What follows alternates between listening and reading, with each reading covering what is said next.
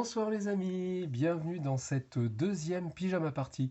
Je suis vraiment content de vous revoir après presque 3 mois et demi qui se sont écoulés depuis le premier numéro. Alors 3 mois et demi, ça fait long, j'avoue, mais j'ai été très occupé par un grand changement qui s'est passé dans ma vie et que je vais vous raconter. Mais avant de commencer, je voulais vous dire qu'il y a quelques jours, j'ai enregistré une première fois les rushs de ce vlog en y mettant tout ce dont j'avais envie de vous parler. Il y avait mon actualité, une revue de lecture, un témoignage sur mes techniques d'écriture et une réponse à une question qui m'avait été posée en commentaire du premier numéro. J'avais tout écrit et j'ai lu mon texte du début à la fin. Au bout du compte, ça faisait plus de 3 quarts d'heure de vidéo. Clairement, c'était pas possible. En plus, la qualité de mon élocution, le cadrage, la lumière, il n'y avait rien qui allait. Alors hier, j'ai essayé de refilmer tout ça, séquence par séquence, en parlant face caméra, sans lire mon texte. J'y ai passé toute la journée, et au bout du compte, j'avais à peine 3 séquences à peu près potables sur la dizaine que je voulais tourner. Par contre, à force de faire et refaire des dizaines de prises ratées les unes à la suite des autres, à la fin de la journée, j'avais les nerfs en plot et la tête qui allait éclater. Résultat, quand ma chérie est rentrée du boulot, j'étais d'une humeur exécrable. Et je dois vraiment la remercier d'être aussi patiente avec moi. Ma chérie, c'est un ange. Bref, pour paraphraser notre cher président, je ne dirais pas que c'était un échec, mais en tout cas, ça n'a pas marché comme je l'espérais. Donc, pour ne pas devenir complètement cinglé et faire exploser mon couple, j'ai décidé de changer de braquet. Plutôt que de faire un seul gros vlog dans lequel j'essaye de bourrer tous les sujets d'un seul coup, je vais plutôt consacrer une vidéo à chaque sujet et je les posterai les unes après les autres. Pour vous, ce sera plus digeste et plus varié, et pour moi, ce sera plus adapté à mes capacités. En tout cas, cette première tentative de produire un vlog un tant soit peu travaillé, parce que je dois dire que le premier, je l'avais fait complètement à l'arrache en une seule prise, donc cette tentative m'a fait prendre conscience du talent immense de tous les youtubeurs qui font ça tous les jours avec un naturel qui donne l'impression que c'est facile, parce que c'est très très loin d'être facile. Donc, respect les gars, et quand je dis les gars, je veux dire les gars, les filles et tous les autres bien sûr. Ceci étant dit, cette deuxième pyjama party, je vais la consacrer à vous raconter ce que j'ai fait pendant les 3 mois et demi qui se sont écoulés depuis la première.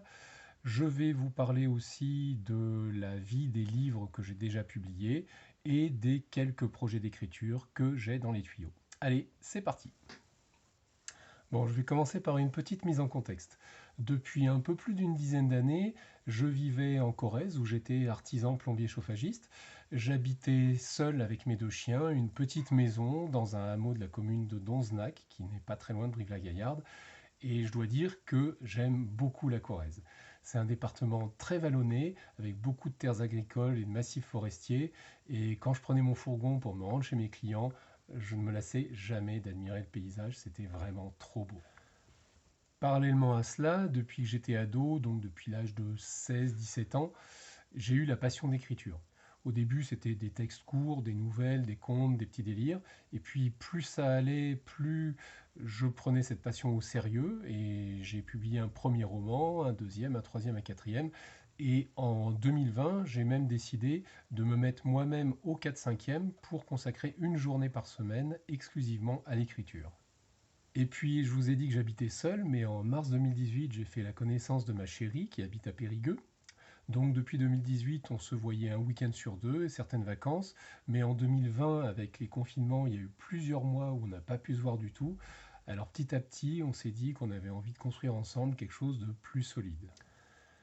Alors début 2022, au moment des bonnes résolutions, j'ai pris la décision qu'avant la fin de l'année, j'aurais déménagé à Périgueux pour vivre auprès de ma chérie et que je profiterais de ce changement de lieu de vie pour opérer aussi un changement d'activité professionnelle et me consacrer entièrement à l'écriture. Me donner un an pour réaliser ce projet, c'était pas complètement débile. Parce qu'entre toutes les démarches liées à la cession de mon entreprise, les travaux que j'ai eu à faire dans ma maison pour pouvoir la mettre en location, et tout ça en continuant à travailler à côté, au bout du compte, ça m'a pris quasiment l'année entière. Et donc, quand j'ai enregistré le premier vlog, je venais tout juste de signer la vente de mon entreprise quelques jours auparavant, Après ça, j'ai eu encore pas mal de formalités à effectuer, des travaux à finir et un déménagement à faire. Et début décembre, je suis enfin arrivé chez ma chérie. Mais c'était loin d'être terminé parce que j'ai encore passé plusieurs semaines à faire des travaux pour m'aménager un coin de travail qui est la petite pièce où je me trouve actuellement, qui est à la fois mon bureau, ma bibliothèque et ma chambre. Parce que oui, à nos âges, c'est bien sympa d'avoir chacun sa chambre pour pouvoir se retrouver seul quand on veut. Et une fois bien installé, j'ai encore dû passer pas mal de temps à gérer les formalités d'inscription à l'URSSAF en tant qu'artiste-auteur, puisque c'est comme ça qu'on appelle officiellement les gens comme moi. D'ailleurs, pas plus tard que ce matin, j'étais au téléphone avec une charmante dame de l'URSSAF pour essayer de comprendre pourquoi mon compte en ligne refusait de s'activer. Ha ha ha. Bon, ben voilà, en quelques mots, ce qui m'a occupé depuis mi-novembre 2022 et maintenant, vous savez tout.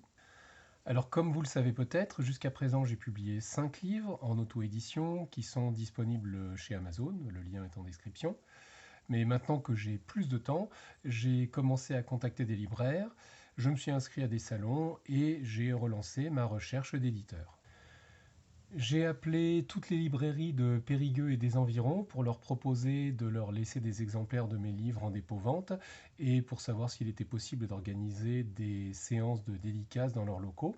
Alors pour ce qui est du dépôt-vente, 4 librairies ont été d'accord. Les 3 librairies qui sont sous enseigne Leclerc, à savoir la librairie Marbeau, la Maison de la Presse et l'espace culturel de Trélissac, et une quatrième librairie indépendante, celle-ci, la librairie Les Ruelles, qui se trouve en plein cœur de Périgueux, dans un très beau bâtiment d'époque et qui est tenu par une passionnée de livres. Donc vous pouvez d'ores et déjà trouver mes livres en rayon dans ces 4 librairies, et je vous conseille de donner la priorité à la librairie Les Ruelles pour soutenir le petit commerce. Pour ce qui est des journées dédicaces, ça ne pose aucun problème chez Marbeau et à l'espace culturel Leclerc. Donc dès que j'aurai fixé des dates, je vous en tiendrai informé. Par ailleurs, je me suis renseigné sur les prochains salons du livre qui se tiendront dans la région et j'ai envoyé des demandes d'inscription quand c'était possible. Je peux d'ores et déjà vous confirmer que je serai présent au salon du livre de Saint-Mexant en Corrèze le 11 juin 2023 et au salon du livre de Rocamadour dans le Lot le 3 septembre 2023. J'aurai grand plaisir à vous y retrouver pour discuter lecture, écriture et pour vous dédicacer mes livres. Ah oui, au fait, si vous avez connaissance d'autres salons du livre en Dordogne, ça me rendrait bien service d'avoir l'info, donc vous pouvez l'indiquer en commentaire si jamais vous en connaissez. Enfin, en ce qui concerne les maisons d'édition, j'ai recommencé à creuser le sujet. Alors, déjà l'année dernière, j'ai assisté à une formation de l'ALCA, pendant laquelle on nous a remis cet annuaire des éditeurs de Nouvelle-Aquitaine. De plus, ces derniers jours, quand j'ai rencontré des libraires, je leur ai demandé s'ils avaient des recommandations à me faire en termes de maisons d'édition. Alors, après avoir compilé ces différentes sources d'informations, consulté les sites web des éditeurs et parlé au téléphone avec certains d'entre eux, il est ressorti la chose suivante. Premièrement, beaucoup d'éditeurs régionaux ont une ligne éditoriale qui est purement régionaliste, ce qui ne correspond pas à ce que j'écris. Deuxièmement, parmi les éditeurs qui ont une collection qui peut correspondre à mon genre littéraire, un nombre non négligeable ne prennent tout simplement plus de manuscrits. Donc, ce qui est ressorti de tout ça, c'est que j'ai envoyé un manuscrit et un message à 2 éditeurs différents. J'attends les réponses sans forcément me faire trop d'illusions et en attendant, il me reste l'auto-édition qui marche relativement bien. Voilà. Enfin, quelques mots sur mes projets en cours. Tout d'abord, depuis 2021, j'ai écrit plusieurs nouvelles en réponse à des concours, dont une a été primée d'ailleurs, et je suis en train d'en écrire d'autres afin de pouvoir constituer un recueil que je compte sortir dans le courant de l'année. Ensuite, je ne suis pas encore complètement fixé sur ce que je vais faire puisque j'ai 3 projets en tête. Premièrement, depuis que j'ai consolidé en une trilogie les 3 romans Rendez-vous manqué, Dernier rendez-vous et Rendez-vous, je me suis dit que ce serait peut-être pas mal de reprendre le texte de Rendez-vous, qui est le premier que j'ai publié en 2015, pour homogénéiser le style avec les deux autres tomes que j'ai écrits beaucoup plus récemment.